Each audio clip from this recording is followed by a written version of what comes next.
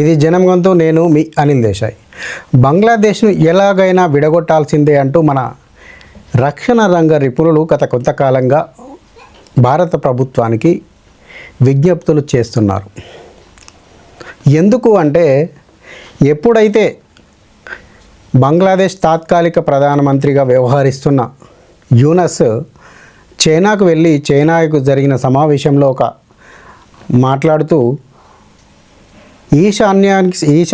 భారత ఈశాన్య రాష్ట్రాలు ఏవైతే 7 రాష్ట్రాలు మిజోరం, అరుణాచల్ ప్రదేశ్, మణిపూర్, అస్సాం ఇలాంటి 7 దేశాలు ఉన్నాయో ఈ దేశాలు లాక్ అంటే కత్తిరిస్తే మూసుకుపోయే ప్రదేశాలుగా వర్ణించాడు. దానికి ఓ పెద్ద కారణం ఉంది. మనము ఈశాన్య రాష్ట్రాలకు వెళ్ళాలంటే కేవలం ఇటు బంగ్లాదేశ్ మరియు ఇటు చైనా యొక్క సరిహద్దు రెండింటి మధ్యలో మనకు చికెన్ నెక్ లాంటి ఒక ప్రదేశం దాదాపు 22 కిలోమీటర్ల వెడల్పుతో మాత్రమే దాదాపు 100 కిలోమీటర్ల పొడవున మనకు దారి ఉంటుంది. ఆ దారే మనకు ప్రధాన ద్వారం. ఒకవేళ ఈ చీకటి శక్తులు కనుక ఈ యొక్క చికెన్ నెక్ దారిని అంటే సిలిగురి కారిడార్ అని మనం వ్యవహరిస్తాం. ఈ కారిడార్ని కనుక మూసేస్తే రక్షణ పరంగా మనకు ఇబ్బందులు తలెత్తేలా వ్యవహరిస్తే మనము ఈశాన్య రాష్ట్రాలను చేరుకోలేము. భూమార్గం మీద ఈశాన్య రాష్ట్రాలను చేరుకోలేము. ఇటు సముద్ర మార్గంలో కూడా బంగ్లాదేశ్కే పూర్తి స్థాయి బంగాళాఖాతం మీద బంగ్లాదేశ్ పెత్తనం నిర్వహిస్తున్నందున బంగాళాఖాతం సముద్ర మార్గం ద్వారా కూడా ఈశాన్య రాష్ట్రాలను చేరుకునే పరిస్థితి మనకు లేదు. ఈ యొక్క వ్యూహాత్మకమైన రక్షణ యొక్క అవసరాన్ని దృష్టిలో పెట్టుకొని చైనాలో యూనస్ కారుకూతలు కూశాడు. అంటే ఇది జియో పాలిటిక్స్లో భాగంగా మనం భావించవచ్చు. అంటే మన దేశాన్ని ఇబ్బంది పెట్టడానికి ఈ యొక్క ప్రస్తావన చేశాడు. కానీ 3 వైపులా దాదాపు బంగ్లాదేశ్ చుట్టూ 3 వైపులా భారతే ఉంది అన్న సంగతి మర్చిపోయాడు. ఒకవేళ చైనా కనుక బంగ్లాదేశ్ అంటే చైనా కూడా తను ఎంత చైనాకు వత్తాసు పలుకుతూ చైనాను తన దేశంలో వైమానిక స్థావరానికి అనుమతులు ఇస్తామంటూ ఒక రకంగా ఒప్పందం చేసుకొని వచ్చినప్పటికీ కూడా అవన్నీ సాధ్యాలేనా అంటే భూమార్గం మీద మాత్రము ఇటు చైనాకు కూడా రావాలంటే అటు మయన్మార్ నుంచి బంగ్లాదేశ్ రావాలన్నప్పటికీ కూడా మయన్మార్లో అంత ఈజీగా రావాల్సినటువంటి పరిస్థితులు లేవు. రఖైన్ ప్రాంతంలో ఒక ప్రత్యేక దేశంగా ప్రకటించుకొని వాళ్ళు ప్రత్యేక ప్రాంతంగా ప్రకటించుకొని వాళ్ళు పరిపాలిస్తున్న సంగతే మనం చూస్తూ ఉన్నాం.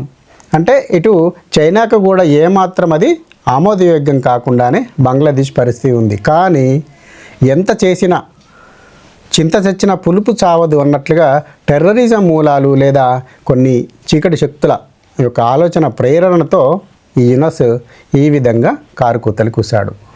దానికి ప్రతిగా వెంటనే చైనాలో ఎప్పుడైతే యూనస్ ఈ రకమైన ప్రకటన చేశాడో చికెన్ నెక్ను కనుక కట్ చేస్తే భారత్తో ఈశాన్య రాష్ట్రాలకు బంధం తెగిపోతుంది అని ఎప్పుడైతే డైలాగ్ మాట్లాడాడో వెంటనే భారతదేశం కూడా ప్రతిస్పందనగా దానికి చర్యలు తీసుకుంది. వెంటనే మన బంగ్లాదేశ్కు అనేక రకాల ప్రోత్సాహాలు ఇవ్వడం జరిగింది. ఒకటి అందులో రవాణా వ్యవస్థ ద్వారా తను ఎక్స్పోర్ట్ చేసుకునేటందుకు భారత భూభాగంలోకి అనుమతి ఇవ్వడం. అంటే ఈ ప్రపంచంలోని ఏ దేశానికైనా తన సరుకులు బంగ్లాదేశ్ కనుక ఎగుమతి చేసుకోవడానికి భారత్ భూభాగంలోంచి లారీల ద్వారా ట్రాన్స్పోర్టేషన్ చేసుకుంటూ భారత్కు అది కూడా ₹1 ట్యాక్స్ కూడా చెల్లించని అవసరం లేదు అనే విధంగా భారత్ తనకు బంగ్లాదేశ్కు పూర్తి స్వేచ్ఛనిచ్చింది. వెంటనే ఈ యొక్క స్వేచ్ఛను భారత్ ఉపసంహరించుకుంది. ఎప్పుడైతే యూనస్ చైనాలో భారత్కు సంబంధించిన రక్షణ వ్యవస్థలో వేలు పెట్టి గెలికాడో భారత ప్రభుత్వం దానికి ధీటుగా ఈ యొక్క మనం ఇచ్చిన వెసులుబాటును భారత ప్రభుత్వం రద్దు చేసింది. దానిలో భాగంగా దాదాపు 4000 ట్రక్కులు ఎక్కడికక్కడ బంగ్లాదేశ్ సరుకు రవాణా ట్రక్కులు ఆగిపోయాయి. భారత సరిహద్దుల్లో ఆగిపోయాయి. అంటే దాదాపు దానికి బంగ్లాదేశ్కు విపరీతమైన నష్టం సంభవించింది. అయితే ఇంకా కూడా భారత ప్రభుత్వం తీసుకున్న చర్యల్లో రక్షణ రంగ నిపుణులు చెబుతున్న వాస్తవాలను కనుక రక్షణ రంగ నిపుణులు కనుక మనకు భారత ప్రభుత్వానికి ఇస్తున్న యొక్క సూచనలు కనుక పాటించినట్లయితే బంగ్లాదేశ్ను ఎక్కడికక్కడ పూర్తిగా అష్టదిగ్బంధనం చేయవచ్చు అనే ఆలోచన మన రక్షణ రంగ నిపుణులు ఇస్తున్నారు. అది ఏదైతే ఇప్పుడు చికెన్ నెక్ ఉందో దాని ఆనుకొని బంగ్లాదేశ్ యొక్క ప్రాంతం రంగపూర్ జిల్లా ఉంటుంది. దాదాపు 22 కిలోమీటర్ల మేర ఈ యొక్క 100 కిలోమీటర్ల మేర ఈ రంగపుర జిల్లా బంగ్లాదేశ్కి సంబంధించి ఉంటుంది.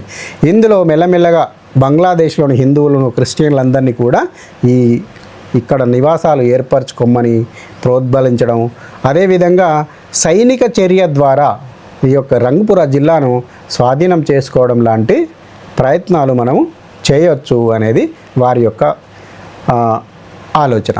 అదేవిధంగా చిట్టగాంగ్ ప్రాంతాన్ని కూడా ఇప్పుడు ఈ రంగపుర జిల్లాను కనుక మనం స్వాధీనం చేసుకోవడానికి కేవలం 2 రోజుల సమయం చాలు అని మన రక్షణ రంగ నిపుణులు చెబుతున్నారు. అదే అయితే ఇంకా చిట్టగాంగ్ ప్రాంతాన్ని అయితే కేవలం 2 గంటల్లో చిట్టగాంగ్ ప్రాంతాన్ని మనం స్వాధీనం చేసుకోవచ్చు. ప్రత్యేకంగా అవసరం లేదు రోజుల తరబడి, చిన్న సైనిక చర్య బాగా కూడా అవసరం లేదు. సేమ్ మన చికెన్ నెక్ లాంటిదే. అక్కడ బంగ్లాదేశ్ నుంచి చిట్టగాంగ్ వెళ్ళడానికి ఒక చిన్న ప్రాంతం ఉంటుంది. ఆ ప్రాంతాన్ని మనం కట్ చేస్తే చిట్టగాంగ్ బంగ్లాదేశ్ నుంచి విడిపోతుంది. అదేవిధంగా బంగ్లాదేశ్ విడిపోవడమే కాదు, భారత్లో తనకు అంటే భారత్ ఈశాన్య రాష్ట్రాల నుంచి మనకు సముద్ర మార్గం ద్వారా కూడా మనం ఆ వైపు నుంచి కూడా సముద్ర మార్గానికి ఒక దారి, మంచి పకడ్బందీ దారి ఏర్పడుతుంది. అందుకని చెప్పేసి ఈ 2 ప్రాంతాలను మనం స్వాధీనం చేసుకునే ప్రయత్నాలు చేయండి అంటూ భారత ప్రభుత్వానికి రక్షణ రంగ నిపుణులు చెబుతా ఉన్నారు. అయితే ఇందులో సాధ్యాసాధ్యాలను కూడా మనం గమనించాలి. ఎందుకంటే భారతదేశం ఎప్పుడు కూడా ఒక దేశంపైకి దండెత్తడం కానీ, ఇంకొక దేశాన్ని స్వాధీనం చేసుకోవడం కానీ, బలవంతంగా కబ్జా చేసి స్వాధీనం చేసుకోవడం కానీ, లేదా మనమే ముందుగా ఇంకొక దేశంపైకి యుద్ధానికి కాలుదువ్వి వెళ్ళడం కానీ, ఇలాంటి సంఘటనలు చేయబోము అని కూడా మనం ఎప్పుడు చెబుతూ ఉంటాం. అటువంటి పరిస్థితుల్లో ఎందుకంటే కాశ్మీర్ 1947లో పోయిన కాశ్మీర్ని మనం ఇంతవరకు కూడా వెనక్కి తీసుకోవడానికి అనేక ఇబ్బందులు పడుతూ ఉన్నాం. అలాంటిది మనమే దుందుడుగా వెళ్ళి ఈ ప్రాంతాన్ని స్వాధీనం చేసుకోవచ్చా అనేది ఒక ముందున్న పెద్ద ప్రశ్న. అంటే ఒకవేళ అంతర్జాతీయ సమాజాన్ని కనుక మనం ఐక్యరాజ్య సమితిని కనుక అడిగితే ఎవరు కూడా పర్మిషన్ ఇవ్వరు దానికి. ఎందుకంటే మేము ఒక దేశాన్ని కబ్జా చేసుకోవాలని చూస్తున్నామండి అంటే ఎవరు పర్మిషన్ ఇస్తారు? ఇవ్వరు. కానీ సైనిక చర్య ద్వారా ముందుగాల మనం ఆ యొక్క ఏరియాను కనుక కబ్జా చేసుకొని మన దాంట్లో కలుపుకొని మన ఆధీనంలోకి తీసుకున్నట్లయితే వాళ్ళు అవతల పార్టీ అంతర్జాతీయ సమాజం ముందుకు వెళ్తుంది. కానీ అక్కడున్న పరిస్థితులు ఇప్పుడు బంగ్లాదేశ్ ఏదైతే పెంచి పోషిస్తుందో తీవ్రవాద భావజాలాన్ని, లేదా మన దేశంలోకి ఇంతమందిని అనాధికారికంగా పంపిస్తుందో, ఇవన్నీ సాక్ష్యాలు మనకు సరిపోతాయి. ఇలాంటి పరిస్థితుల మూలంగానే మేము ఈ ప్రాంతాన్ని స్వాధీనం చేసుకోవాల్సి వచ్చింది అంటూ మనం చెప్తాం. జరిగిందేదో జరిగిపోయింది అని మనం చెప్తూ ఉంటాం. కానీ ప్రత్యేకంగా అయితే దీన్ని దృష్టిలో పెట్టుకొని అంతర్జాతీయ సమాజంలో ఇటు పాకిస్తాన్ కానీ, అటు చైనా కానీ, అమెరికా కానీ మన దేశంపైకి ఒక్క చిన్న సమస్యలో వేలు పెట్టి మన దేశంపైకి దండెత్తే దాడులు ఉండకపోవచ్చు అనేది కూడా ఒక ఆలోచన. ఇక చిట్టగాంగ్ ప్రాంతాన్ని కూడా మనం స్వాధీనం చేసుకున్నట్లయితే ఈ రకంగా అంటే సముద్ర మార్గం ద్వారా కూడా బంగ్లాదేశ్ను పూర్తి స్థాయి కట్టడి చేయడమే కాకుండా నిర్వీర్యం చేయవచ్చు అనేది మన యొక్క రక్షణ రంగ నిపుణులు చెబుతున్న మాట.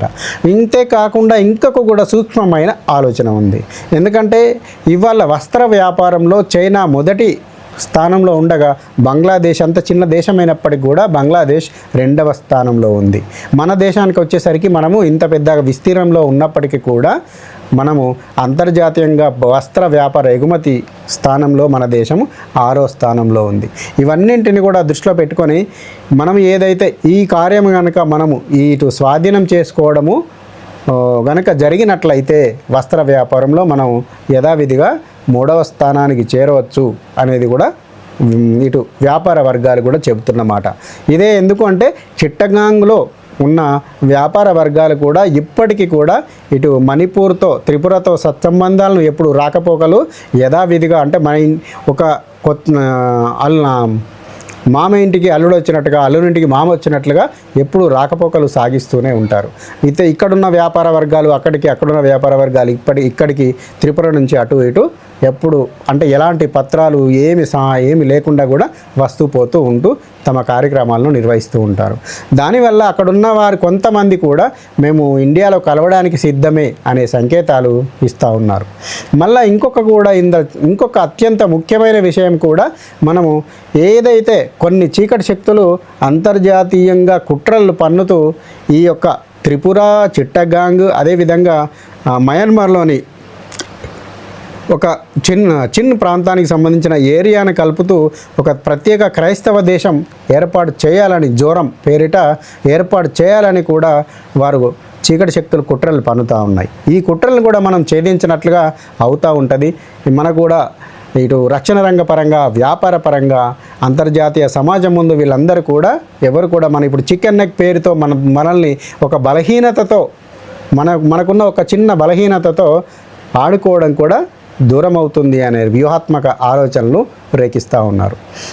చూద్దాం చివరకు ఏం జరుగుతుందో, ఏది ఎటుపోనుందో చూద్దాం. ఎందుకంటే వాస్తవానికి ఆ ప్రాంతాన్ని కనుక, రంగపురా జిల్లాను ఇటు చిట్టగాంగ్ ప్రాంతాన్ని కనుక భారత్లో నిజంగానే కలిపేసుకున్నట్లయితే మనకు ఎదురు లేకుండా పోవచ్చు అనేది మేధావుల ఆలోచన. జై హింద్, భారత్ మాతాకి జై.